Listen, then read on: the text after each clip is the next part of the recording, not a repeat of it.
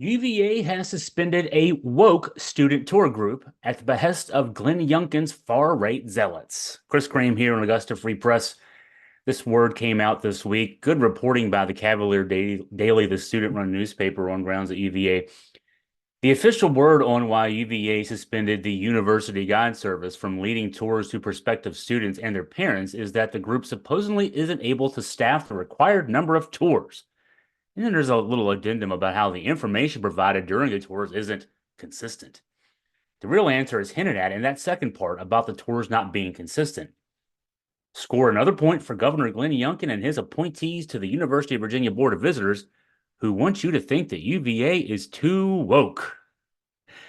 Here's a quote from an open letter from Tom Neal. Tom Neal is a Baltimore businessman, and he's the president of the Jefferson Council, a far-right alumni group. This letter was titled An Open Letter to Governor Youngkin, Pick Fighters for the UVA Board. It was dated June 28th. Quote, student administrative sanctioned events must have a welcoming script and guides willing to deliver it.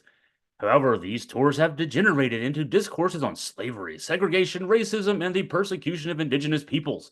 Many students and parents have been turned off and never return. In the letter, Neal advised the governor to include among his priorities for his latest rounds of appointments to the Board of Visitors that the appointees be willing and ready to, quote, sever relations with a student guides club that provides student and historical tours. We're supposed to believe this is a coincidence, by the way. This push is coming. The appointees have been seated, and now all of a sudden the university is suspending these the guides. Now let's go back on this though. The Jefferson Council collection of guys and gals, I suppose, I haven't looked at the whole roster to see. They have all manner of tingly feelings for this guide group. The Jefferson Council website includes a string of missives on the student-run group, and listen to the title of these columns and letters. Rogue guides still a problem. Hiring guides who hate UVA, not a good look. The worst tour of the 14 colleges we have been on this year. And then there's my favorite, and I'll quote from this one a good bit. Want a woke want a woke version of UVA history? Go on a student guided tour. That last one was authored by James Bacon. He's the Jefferson Council's co-founder, and he's a far-right blogger and author. And that last one there, the woke version of UVA history, includes one story of a prospective student, we're supposed to believe that, who dropped UVA, supposedly, from her list of colleges after a tour that recounted, quote, injustices ranging from the building of UVA on the backs of oppressed slaves to the infamous 2017 Unite the Right rally. Quote, the young woman was not impressed.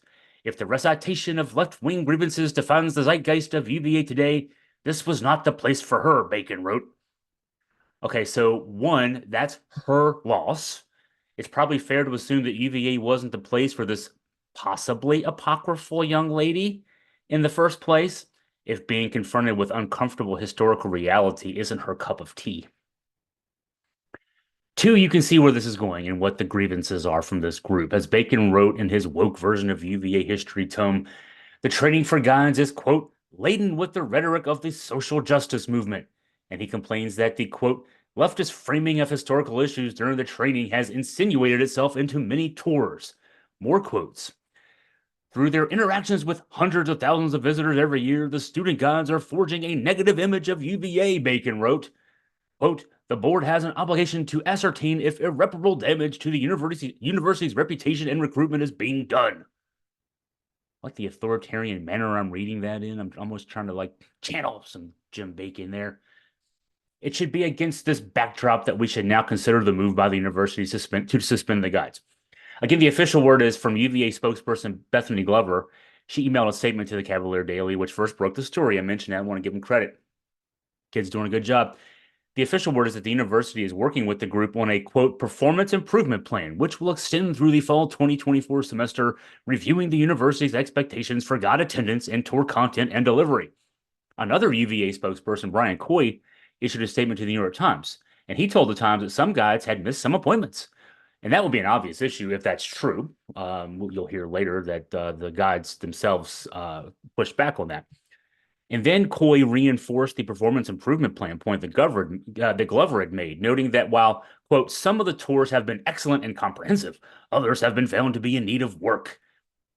Now, you don't have to be a UVA alum here to be able to read between the lines of what the spokespeople are getting at when they are using phrasing to cast the tours as being in, quote, need of work.